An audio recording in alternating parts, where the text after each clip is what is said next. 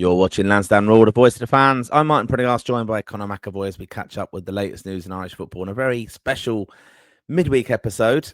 A very historic day for Ireland as we saw the under-17s take part in the World Cup, and a fantastic result. Conor McAvoy, you must be very happy with your lads. 4-1 win. Ireland are on the way to winning the World Cup. Fact, you can say that again. But yeah, the dream start really, couldn't you say, Martin? I was absolutely delighted with today's game. You always get a bit of nerves, don't you? Because when you're a rep checker, and if they had lost today's game or got battered, people would have been blaming me or something because of it. But yeah, I was delighted with it. The performance was top class. I thought they were excellent. I actually thought, I know Alan Cawley on commentary was a bit negative towards Panama, but I actually thought Panama were quite good in some context. I thought they were very dangerous going forward, and they were all right at the back. We did do them when we had a lot of balls going over the top, but then it was just really when they were playing out from the back, our press was just destroying them. Really, we were beating them, the press, every single time. And fair play to Colin O'Brien. Obviously, he had identified that and watching clips of them that they played from the back and where to hurt them with that. So yeah. Our attacking lineup and even our midfield pushing up really, really killed them there. And that's really where Panama really struggled, like with that. They couldn't. And then the reality is they had a good team, but we have stars in our team, and already we have players in this tournament that can compete with anyone else. And when you've Jade Newman, Michael Noonan, Rory Finner, and Max Kovalevskis all on top form, it's very, very hard to stop. And then when Vinnie Leonard's pinging these 40-yard balls over the top and behind to Uma and Noonan in the first half, you're thinking, how can you stop these lads? Because they were absolutely exceptional. Like, the score only 4 is probably a negative. I know Panama probably maybe deserved to score 2 goals, but in the grand scheme of things, Ireland's could have scored maybe 6 or 7. Jade Numa scored one of the best goals I've ever seen, disallowed goals ever. I do think, though, for that goal, I do think he knew he was offside and he was waiting for the flag to go up, and then he shot. But then I think he didn't see the flag go up, so he thought, oh my God, I've scored here. But that would have been absolutely outrageous if that goal had counted. And then Michael Noonan obviously had the shot, hit the crossbar in the first half. That was early, and obviously Jade had another chance in the second half. But yeah, that first goal, Martin, I thought was excellent. Rory Finneran's cross into the box, and I know I said the other day, he reminds me so much of Declan Rice, the way he plays, the way he breaks up play, the way he keeps it simple, the way he's always so composed in the ball. And then the set pieces, which obviously Rice has got used to everyone knowing the Arsenal scoring, and then that ball in the box was like Gabriel getting on the end of it, wasn't it, with Uma? Just the size of him, you just know it was massive. Like, he's ridiculous for that age. Like, and then the second goal came from Cian McMahon-Brown, and I did say 35 goals last season, player to watch out in this tournament, and his finish was beautiful. I thought it was Kovalevskis flicked it over your boy's head, and Ramon Martis was very good as well. Obviously, technically very good player. Into Cian McMahon-Brown, and then Noonan got the third. Ade Solanke, who I thought Cawley actually was a bit harsh towards as well, because attacking wise, I thought he was superb. His deliveries, he floats into the box, are superb, and he's a brilliant athlete. And brilliant ball into Noonan, who made no mistake, which actually was a lot more difficult of a header than he made it look. To be honest, he was falling backwards and he still managed to finish it home. And then Kovalevskis finished the job, didn't he? I don't know how he got to the ball before the keeper in the end, Martin. Just maybe it's his raw athleticism, and then he finished home brilliantly. But yeah, we should have scored 6 or 7. I'm just delighted. So Colin O'Brien has really established himself now as a top coach. The way he has them set up, the way he knows how to hurt opposition. And then on to Saturday, Uzbekistan, who are beat Paraguay 2-1 earlier today. Massive result for them. Very good. When you think of Paraguay, they came 5th in the Copa America for under 17s in the summer. So Uzbekistan are going to be a real challenge at the weekend, and I must watch back. I haven't got a chance to watch back the highlights of their game, but I will get a chance after this, and I can't wait for it now, Martin. And the reality is we're in very good position already to qualify for the last 32. Obviously, it's a 48 teams tournament. The big thing though was a lot. Is it like the 8? I think it's the 8 best third places also qualify for the last 32 as well. So one win and probably a positive goal difference will be enough to get us through. Anyway, so but obviously we want to go on top of this group. We want to show our class, and then anything can happen then from then. But yeah, Martin, were you as happy with it as I am? I was, and brave, Conor. Look, absolutely brilliant. A couple of things I thought about, the level of interest in it. I mean, I know you've done a fantastic preview show with David on it, and a fantastic listen. I'd still actually recommend going back to listen to that, because, you were proven right on a few of these players you spoke about, ones to watch and stuff. And they performed very, very well today. And just for a lot of Irish fans as well, learning these players and who they are with and things, just the level of interest, I'm quite amazed at, to be honest. I've never had that level of interest in an underage tournament before.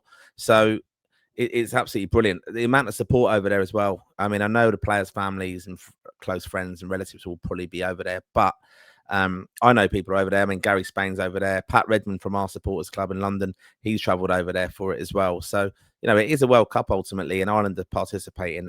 It looks amazing, an amazing experience for everybody. And I think one of the key thing we were stressing was, we want the lads to go out and enjoy themselves, express themselves. No pressure on the results and performances, but you couldn't help but get blown away today about that. I think it's fantastic. FIFA are showing it, RTE as well. It's a bit strange, isn't it, though? I think it kind of shows where, maybe the reason for not playing it in those big stadiums. I mean, it was, they had transported kind of stands in, haven't they, to these Astro kind of pitches that are set up there. It looks really, really well. But it probably takes away the pressure of not actually playing in the big stadium yet. I think that will come. But I think it was an absolutely brilliant performance. Very exciting to watch. I didn't know an awful lot about some of these lads, apart from some of the ones you've obviously made me familiar with over the years now, Conor, that you've been chatting about, and we've been speaking about them, like Uma, of course, and really impressive his physicality, how technical though all these players. I mean, I was coaching this evening, Conor, and I was just saying to the lads, I was saying to them, these boys are 4 or 5 years older than you. You need to watch this under 17s. This is where the levels are now of football. Like, it's incredible. We know the game's quicker, but just the technicality of it, and also physicality. Some of these lads are absolutely huge. There was a bit, wasn't there, where Jaden Numa was up against the referee having a word. I think it was their fullback. Yeah. Oh, so small, and he looked a kid, didn't he? And whereas some of these are just they're men already, and a fantastic performance, great goals.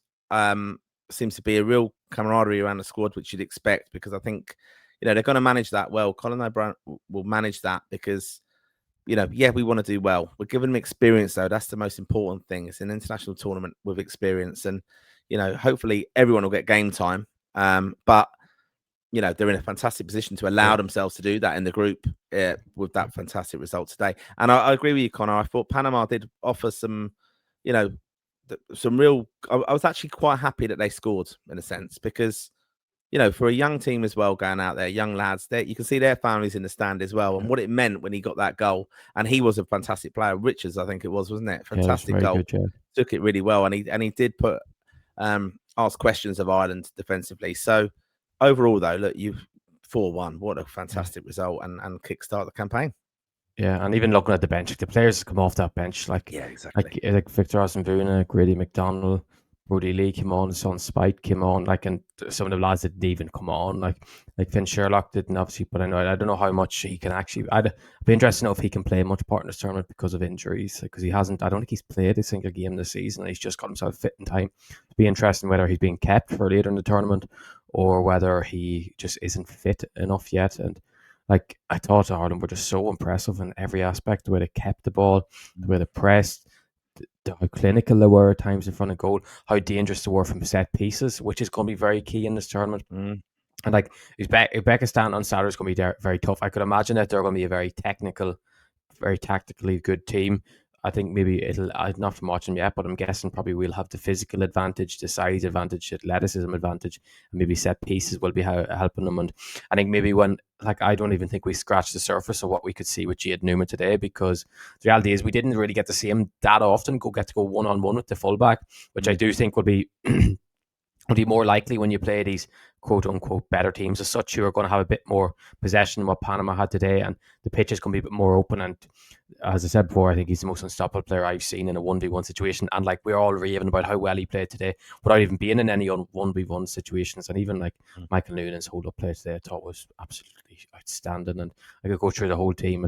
I just thought everywhere, I think we just looked so good. And even the defence, I thought Alex Noonan was very solid in goals. And yeah, I think there's just so much to come from this Irish team, and it's one of the strongest age groups we've had in quite a while. I think it's probably, in my eyes, the strongest age group of young players since maybe the 2003 age group, which has obviously Andy Moore and Boston Wall, Sinclair Armstrong, Garcia McNulty, Josh Keeley. That's a very strong group. I think this is probably the best one since the 2008s, and then obviously some of them are 2009s, like Ozanvuna is 2009 came off the bench, Sean Spite is 2009 came off the bench, and I do think I hope this team can just keep getting better and better, and I think they will, to be honest, as the tournament goes on. Yeah, looking forward to seeing it, of course, and obviously in action again Saturday, and we'll have it all covered here, of course, on Lansdowne Raw. And if you are listening to this because you've reignited your passion in Irish football because of a fantastic result by the under-17s, make sure you have subscribed to the show, of course, as well. And again, as I said, go back and give that preview a listen, because we went through the squad there, didn't you, Conor? And you gave great insight into where the lads are. And I think, I just think it's very exciting for these lads.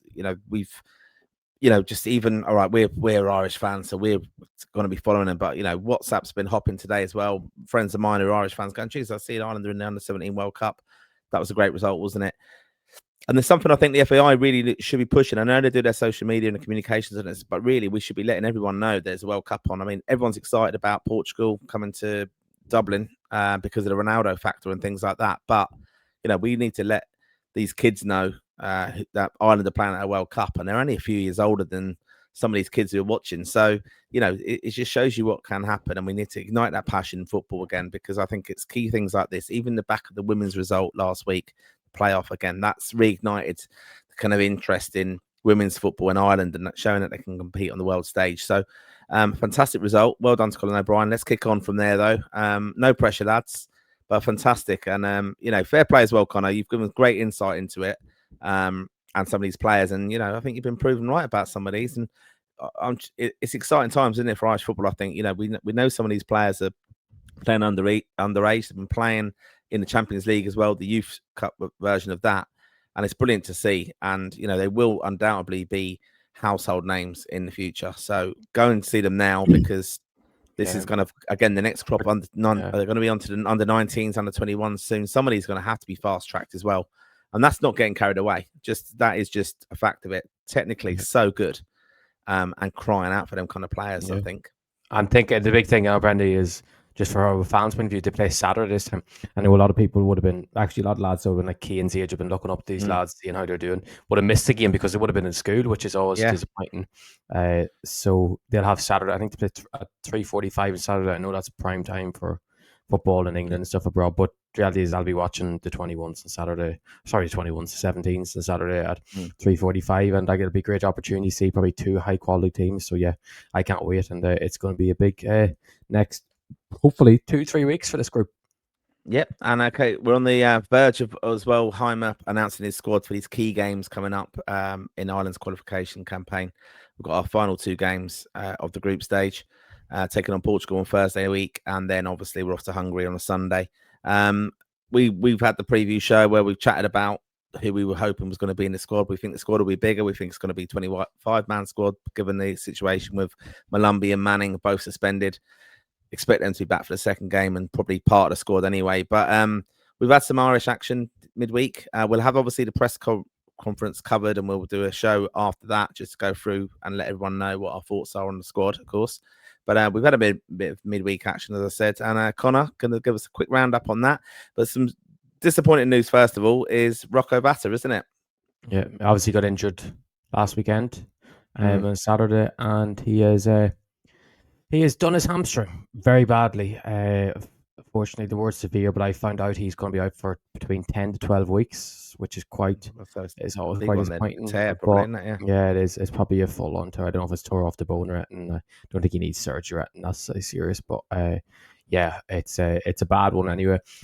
Thankfully, because he's so young, I'm sure he'll recover faster than an older player would, and it's only just going to be a bump in the road. But it just is sort of thing. It always sort of seems to be our young talented prospects who are about to break into the senior squad and make themselves their own have missed out. It'd be interesting if Heimer would have picked him for tomorrow's squad, because I do think he was in with a great shout, because he was probably our form left-hand side player. I know Mikey Johnson actually has been playing well as well, but I do think we were overloading too much on the right-hand side, especially like Ben has been in a really poor form, to be honest with you, Martin. He's really struggling for Sheffield United the last couple of weeks. And Fessie's obviously playing right back, so yeah, it's interesting to see what he'll do. And it's just such disappointing for Rocco. Like, he was in such good form, and even if he wasn't with the seniors, the massive game against England next week in St Andrews, Dave thought was at St George's Park for some reason. Doesn't think there would have been no interest in it.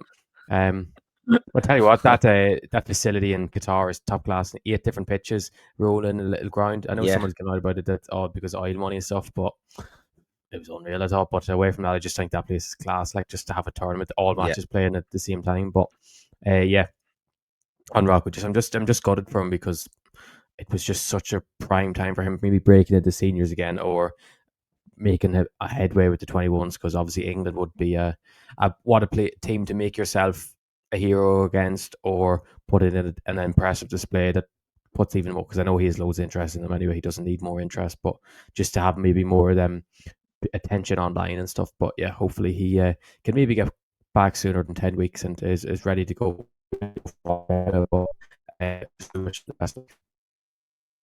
Yeah, wish him obviously the best of luck with his recovery there. And yeah, it's a shame for him because he was on the verge of kind of breaking records within the under 21s, I think, as well. So yeah, wish him all the best, of course. But some positive news, I think. Southampton, who have an interim manager at the moment, but they were in action this evening as we record, and a 2-1 win against QPR. And an assist for Finn Azaz. But probably more important than that was Gavin Bazunu back between the sticks. I mean, you did predict it, Connor. You did say. I did predict it, actually, because I actually seen someone commented on my post saying you did predict this, and I replied, "Don't doubt me." But yeah, I did say don't doubt me, because I just knew it would happen when you had 21's manager coming in as interim. The goalkeeper coach was gone, which is a big thing for me. Like, people need to realize 95% of the time that when a keeper is dropped or not keeper, it is because of goalkeeper coach, because they will have the finals. I think that's really the one position a manager will kind of stand down in his ways a bit to give a coach an option. I think maybe with assistants and backroom staff, they're kind of a bit more standoffish and they let the manager make the final decision. But I think with goalkeeper coaches, so I knew he would have got his chance tonight, or I knew he was in with a great shot, and I think it'll justify a place in tomorrow's squad, which I think will just be the same 3 usual faces, unfortunately, for Josh Keeley, and even Killian Cahill, who's doing really well with Leighton Orient. He made a superb save the other night in the cup. He's taken an England under 21 goalkeeper's place as the number 1 at Orient, so fair play to Killian. He's in brilliant form. But yeah, it's great to see Gavin in playing. And I see Dak Finnegan, unfortunately, because I was at trains, I didn't see any of the game, but Dak Finnegan said he made an excellent save at the end to stop QPR getting a late equaliser. Azaz, obviously, was great to see him get more minutes again. He came on in the 66th minute, got assist in the 69th minute. He actually always seems to do really well at Loftus Road, unfortunately, for Dak Finnegan. But actually, in fairness, your boy scored a bit of a world leaver goal. Finn just passed it across him, but he still got that. It's good for the stats, as you'd say. And then Ryan Manning got another 90 minutes at fullback, which is always good to see in head of the international break. Obviously, he'll miss the first game, but we want him very sharp and ready to go for Hungary away, presuming there's something in the game as such. And then it seemed like, just from stats, I don't want to set, and Deck will probably be able to comment more on this in the comments or on social media. It seemed like Jimmy Dunn has struggled. He had a 5.8 rating and so far scored the lowest on his QPR team. But I don't know whether that was he had really bad moments, or sometimes it comes down to how many duels you win. But it didn't seem to be the greatest night for Jimmy Dunn and QPR, who are really in really bad form at the moment. Loss again, and they're not seem to be going nowhere fast. But are you delighted to see Gavin back in? I know you're a big fan of him, and you think he's a massive talent. Yeah, I think massive talent, of course, and strong mentally. You know, he's had different injuries over his time and come back on that, and key moments as well, and experience as well. Nothing seems to phase him. So it must have been a big challenge for him, obviously, coping with that injury and then being dropped basically. And he he has been. I don't know, has he been handled very well there at all, to be honest? I mean, it's hard, though, with that injury coming back. I mean, going off on loan then, as he did, that was difficult for him. He got injured again. But he's been a consistent, member of the squad for Ireland. And it's always difficult. You've got Kelleher, who's incredible. But Bazunu was, for me, always number 1 before that. And it's just naturally happened now. But we're in a good place, though, because, we've got some fantastic goalkeepers. And it's a position I'm not worried about. And we're able to cope with injuries, to be honest. But I would like to see Josh Keeley come into the squad, because I think future-wise he's going to push more than Travers and Max O'Leary, to be honest. And I think that's the natural progression coming through the under-21s, that you should get your chance there. So Yeah, I think that's what I would like to see. But yeah, fantastic to have him back, because if he's playing regularly, he's going to push Kelleher as well. And Kelleher's had his own injury challenges in the past, but he's doing quite well. So yeah, they're in a good position with the goalkeeper. So yeah, overall very happy with that. And just on defenders as well, we didn't mention him in an O Big last week, but Shane Duffy, 2 consecutive games now for Norwich. Yeah, it's a big shock, isn't it? I forgot to mention it last week. It was he hadn't started since May, hadn't even been in the squad, and then he magically appeared back in the starting 11 at the weekend. It explains where Norwich are at. They're going to the dogs. Like, they're Liam Manning. I don't know. He left Bristol City obviously in the summer after getting playoffs to go to Norwich. Obviously, the big contract increase would be a lot bigger at Norwich. You are spent a lot of years in the Premier League, but it seems like I don't know how they can justify keeping him at this stage. The 22nd in the table, the drew with Sheffield United tonight. I know it was away, but they're the third last of the table, 4 points off Oxford, who are fourth last. Like, in 4 points at this stage of the season, can slowly turn into 7 to 10. So I think they're going to have to make, especially the players they have in that squad, like Josh Sargent's looked at as probably the best player in the championship. Shane Duffy started the weekend, played 90 minutes, only played 45 minutes tonight, which is probably not a good sign. But maybe they need that experience back in the squad. He's still he's not a young player anymore. But it's great to see Shane Duffy back in, because obviously we've seen how good of a servant he was to Ireland, how he was good to Brighton, how good he was for actually Norwich in his first season and a half there, and maybe it's just the age is starting to catch up to him. But it's great to see him back. And actually, just think of one Derry man I forgot to mention, because I must mention it now. Another Derry man almost got into a physical altercation, Martin, today, because I will forget it because I forgot to tell you before, or mention it before by talking about it. But yeah, what do you think of that? I seen he was on Talk Sport earlier. Did he say something along the lines that someone said something to him and said it again, and he swung? McClean had no problem saying that McClean swung first at him. Yeah, I mean, he's citing self-defense, isn't he? This altercation in the car park outside with Cardiff fans, and I've seen some stuff on Twitter and things chatting saying, "Oh no," but he did hit first, and yeah, it was just verbals first of all, and James has kind of lashed out and not accepted that. I think he gave a few warnings first, and then he felt basically, I think he says he felt threatened, and he thought, well, rather than me get hit, I'll hit first. But I don't think anything's going further with that. But it's interesting you spoke to Talk Sport, and the world's crazy, isn't it? It's crazy and dangerous place at times, and and I'm not saying that James shouldn't be outspoken and express his feelings into his beliefs and things like that, but you just don't know. With some of these football fans, they're so kind of obsessive and things, and they take banter a little bit too far, or what they perceive to be banter, and it can cause great offense, and it's very difficult sometimes in those kind of situations to walk away. And he's been the victim of verbal abuse. He's had things thrown at him, and been in altercations, kind of challenges before as well. So it's a difficult one for James. But fair play. I think I admire him standing his ground, of course. But yeah, I just advise a bit of caution, and it's one of the things as well. We've seen it in the past with Irish players, especially around Ireland games as well, and you see them at airports all the time. They're very accessible, very friendly, and you would hope that would always remain. But you're just always going to get some idiots who just can't distinguish between, it's football at the end of the day, and they let everything else cross over into it. But for a kind of person who's so passionate behind his beliefs and vocal in them, he does bring this on.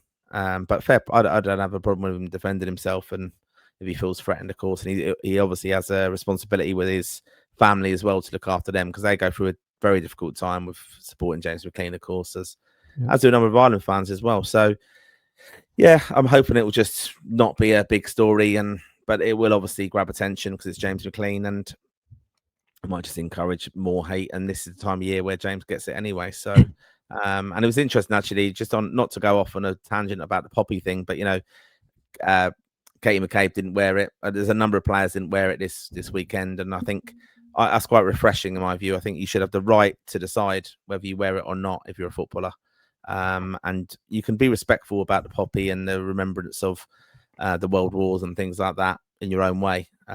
So without having it forced on you, and yeah, that would be my view on that anyway. Yeah. Yeah, and I think actually James has actually handled it quite well. I think the fact he's Yeah, come out and talk sport and he's just said, "Yeah, I swung at him." He was chirping up to yeah, me. Knew something was going to happen, so I swung at him. So yeah, I yeah, don't. And the thing is, no one was hurt. No one's ego was mm, damaged. No one's going to sue anyone. So you think this is the best way he's handled any drama he's been in. So fair play to James. He's yeah, obviously maturing in a way as he's getting older. So I'm glad to see that. And yeah. we'll always like stand up for him in these sort of situations because it's Of probably got course. to do with the poppy, and it's probably Well, it got to has, do yeah. with Without a doubt, yeah. that he got this. But especially Wrexham fans, I know a few Wrexham fans, and they're very very loyal to James McClean. Wrexham fans are very, maybe you'd say, maybe anti-monarchy, whilst Cardiff fans are maybe the opposite to what Wrexham fans are. So, yeah, it's not a surprise that maybe that sort of thing happened. Should never been in the position for that sort of thing to happen really at a Mm. football match, because especially this time of year, James McClean, he probably needs not 24/7 security, but you probably need a few people around him whilst he's maybe walking around the ground, because English Yeah, fans and in it, particular like to shout abuse, don't? Or sorry, the well, Welsh fans, but playing in English mm. permit. But that's the thing though. Like he is high profile, even though he's playing League One now. Oh well, Championship now. But he is high profile. He was high profile last year as well, and it is that poppy thing that brings him attention, and him standing with his convictions. And we've seen Roy Keane get abuse at grounds like a few times now. He's had altercations and things, and they just don't back down. And I don't have a problem with it, to be honest. I mean, Carragher's been involved in spats as well. No pun intended there. Spats, you can say that again. But yeah, so yeah, it's just one of those things, isn't it? Just before we wrap up as well, a little bit of injury concern. Should we be worried about Malumbi? Injured still, didn't play. I would probably say so, Martin, because he's not played again, and I thought he would have been back at this stage. Mm. The way they were talking, so it's quite frustrating. I'm just searching the name on Twitter to see if anything's popped up in the latest kilometers. Sorry, someone's actually in the Malumbi Mile for that they're doing in West Brom. It's a thing they're doing during the month. So no, I don't know what the story is with Jason. I'm sure he could be that serious because it didn't seem to be that bad. But if he doesn't play at the weekend, I'm sure he'll be named in the squad to some extent, or told. We'll get told tomorrow that since that he'll be coming in for the second game, because he's turning one of our more players. His attitude is in midfield. I really hope he's back at the weekend, because it's not going to be good. And obviously, he'll find out tomorrow. If he's not in the squad, we'll be told he's not going to be back in time. But I don't know what you think, Martin. Oh, I mean, look, I think he's massively important. I mean, I'm still amazed that he wasn't in the last squad. Like previous squads for this campaign, and only came in, and he was, I think, so important for us, to be honest, and shows that leadership and kind of maturity in a way now. I think has come to his game, and he's very underrated, I think, as a player. So disappointing he's suspended. I mean, he came in, and it's ironic, really, isn't it? Heim was saying I need a bastard, and I know it didn't go down well with the likes of Malumbi, thinking, "Oh, I don't want to be referred to as that," but it's that player who's got that kind of game smarts and will put the boot in and just match up to anyone physically. He did it at Wembley, didn't he, as well? So, we need that kind of player in there.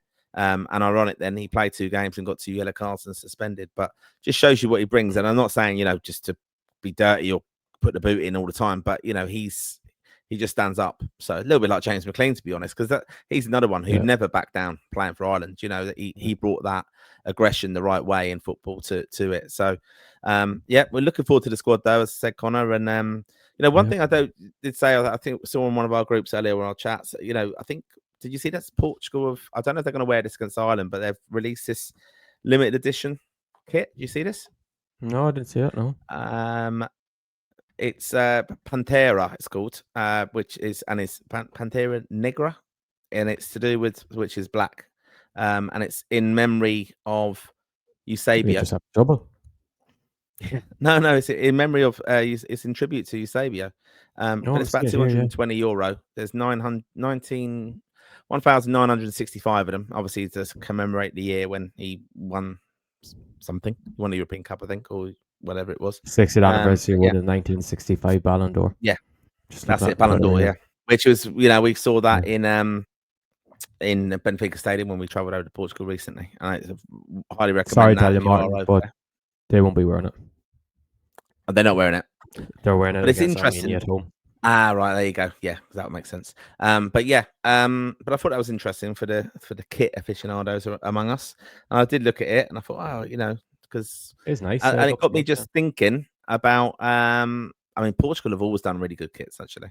Do you remember when they wore? Do you remember years ago when they wore the black and white one against Ireland? What year is this? Remember that? What year is it? 2005, maybe. Yeah, I was 3 years old. I don't remember that When one. Ronaldo, no, they did it as a kind of it was kind of an anti-racism black, and it was half black, No, half white. The no. kit, Let's against see. Ireland at the Aviva, I think it was. Yeah, no, it wasn't the Aviva. It was Lansdowne Road. That's all right. Yeah. And yeah, that was iconic Ronaldo then at that time. But they've always done well, like with their kits, but it just got me thinking. And someone asked a question like, "Where's Ireland's kit? Are we issuing a new one?" And I thought, even for this World Cup over in the under-17s playing, we're still in the kit, which is fine. Yeah. I just sorry away from that. I'm just seeing a clip here of Barton O'Neill fell asleep in the press conference earlier. Oh Jesus! He's making me. In fairness, I'm liking him a bit more since watching him back at Saturday because he's good entertainment when he's on this. He gives zero fucks. That's why, isn't Yeah. it? He doesn't give a when shit he's now. when he's on media, he's grand. Like, or when he's on Yeah. media, that's where it annoys me because he just makes up lies most of the time. But when he's at the Celtic thing, it's making me laugh. Like he's just being funny. Like he's just there to enjoy himself and just play with it. Obviously, Sean Maloney obviously is full. I'd say he's full ideas in terms of tactics stuff, and then seeing Johnny Kenny doing so well under him, Liam Scales doing so well. But yeah, are you expecting Johnny Kenny to be named in the squad tomorrow? I'd say it'd be a big shock if he's not named in it. Yeah, I think so. Yeah, I think he will be. I think we need with Evan out as well. We need a goal scorer, a proven goal scorer, a goal scorer in form, and he has been putting the ball in the back of the net. So, he goes there for me. I mean, I wouldn't have had a problem with Sinclair Armstrong being in there. Hopefully, they'll both be there. But I think I probably would have needed another goal. And I don't know if Heimer sees it the way we do, Conor. That different type of playing. I mean, I thought Evan struggled in Portugal, but that's no disrespect for him because it was difficult there anyway. And it was in the type of game that was never going to suit him. And he was going to be more important. But I've no problem with him missing this game anyway. It's a shame he won't be available for the second one because I think he's again the player in form for Ireland, putting the ball in the back of the net. But I think it could just be set up, couldn't it? We're going to need players to step up with these injuries. Kenny's scored a few now. It's an opportunity for Adam Eder. It's an opportunity for Troy Parrott as well. Yeah, I've seen that. But I just think courses for courses. I just think a manager has to be thinking that. A manager has to be thinking what my ideal lineup is for this sort of game. It has to be. It has to be not just who's in form and who's scoring goals. Because I would have Johnny Kenny and Sinclair Armstrong in the squad. I don't have a problem with picking four strikers because the reality is you could go with a front two, like what we used to do under Kenny, and he used to go with like Obafemi and Parrott, even though it didn't happen that often because Mr. Obafemi struggled with injuries so much, but and then Parrott actually was quite in and out of inconsistent back then. But like you could easily go with a front two of I think Armstrong and Parrott or something of that extent. Or I don't know about Eden and Parrott because we haven't really seen it together for Ireland. I know that we've actually played together for 21s like that, but I don't think something like that is out of the equation, especially when like Izaz hasn't been playing well. Smodix obviously are 10s on out. Andrew Moore won't be in the squad, like so. It is going to be interesting what he does. I could understand him. I could understand him. Like we're calling him from to do it. I think he's too safe though. I think he's just gonna not do that. Like because I think he will see that as that's. Whereas I can understand him doing it, and I'm thinking, yeah, the horse of course is. Look, this player's going to offer us something totally different, and it comes back to he can't do that. He will not play Sinclair Armstrong, and the reason why is because it just goes against everything. Because if it doesn't work, he'll say, "Oh well, it was a risk worth taking." Everyone go, "Well, why have you made that risk?" Whereas again, I know we've said this countless times on this show. If he'd have done that in June or he'd done that in previous friendlies, then he's had a look at him and this is what he offers. He offers something different. But because he didn't do that, that's why he won't do it now, sadly. I think he'll just go with Troy Parrott. I think he'll just be like, he will go with Troy Parrott and go, well, it was tried and tested, and that's what he did. And he had a bit of an off night, or okay, well, this is what Troy does. He's all been claiming a try should be playing over Evan, and this is what happened. Yeah, exactly. Something Mourinho used to always do that when he'd bring in a player that was Evan was clamoring for the player. But yeah, it's it's just how. But that's where we are with it. But it is like I think a more progressive, braver manager would be looking at so how do like out of all our strikers who are eligible for Ireland, who can run behind, who can do this, because they're very, very similar. He has actually said all our players are similar. When he goes to look at the squad or the bench, you're changing player. You're not going up and down too many levels. Really, it's very consistent at the level they're playing at or what they offer. But Sinclair Armstrong, I think, did offer something different, and we just haven't looked at him. So, you know, and again, you could even say that with Boston Lowell, we should have had a look at him and seen what he could have done in June. I think that'll be the damning thing of Heimer's time, because I think it was just he was a bit too safe, and he went a bit experimental with some, but they were never going to be at the level like of John Joe Patrick Finn, Killian Phillips. You know, he should have, if that experimental squad in June against Luxembourg, that was a chance to kind of play all of them and say, literally, it's like our B team playing here, but I'm going to look at them, I'm going to give them all half an hour or whatever it would be, and that's it. But we learned nothing from that, and that's on him. So anyway, we'll be more positive, Conor, when we catch up and we chat about the tomorrow squad. as well, by the way, if anyone's wondering. Yeah, I'm sure yep, the 19s will probably, it's usually a Sunday because they submit their squad, and like that, you don't have to submit the squad, I believe, until like the Sunday in case of injuries and stuff. So they always tend to do that on like the Sunday or early on the Monday. So if you're looking for the 19s, it'll probably be a few days later. And yeah, the 21s is tomorrow, which are hopefully we'll see Jack Morehouse in the squad. I presume his stuff has to be done. Like, it should have been done for the last camp. There's no reason why it shouldn't be done now. Owen Elding, I think it's still too soon for him, unfortunately. With the citizenship is just taking so long, and it'd be interesting who replaces Rocco Vater. Is it Ike Razi, or is it another option on the wing? Because there's so many different. Obviously, everyone knows how high I rate Razi, but the 19s have qualifiers, and I don't think Tom would be too blessed pleased to let him go. But Jim kind of has the final say when it comes to picking lads for his squad rather than the 19s. But yeah, it'll be interesting who Jim goes with. And obviously Adiyendi, actually, who was in the last squad, who actually, if you remember, had the brilliant run after a minute and already set up a goal and then tore his hamstring a minute later. So he'll be missing as well. So it'll be interesting. There's a couple of wingers out, but he's strengthening other positions. So I'm looking forward to tomorrow's squad announcement. Yeah, and we'll have that all covered, of course. We'll have a chat about the squads for all those teams. Obviously, the seniors, obviously, priority. We'll be in Dublin next week for the Ireland-Portugal match, and then heading off to Hungary for the final game of the group stage of the qualification campaign. Hopefully, we can do it. We still believe, Conor. But yeah, this is where you got it covered here on Lansdowne Raw. Thank you for your support of the channel, of course, as always. Make sure you do subscribe to the channel. Follow us on X, Instagram. I think we're on TikTok as well. Dave's Facebook page, Lansdowne Road. You get it all covered there. Everything angles of Irish football, of course. The nostalgia is all there as well, but the current stuff, especially around the Under-17 World Cup. Fantastic day for Irish football, seeing us off to a fantastic start with a 4-1 win.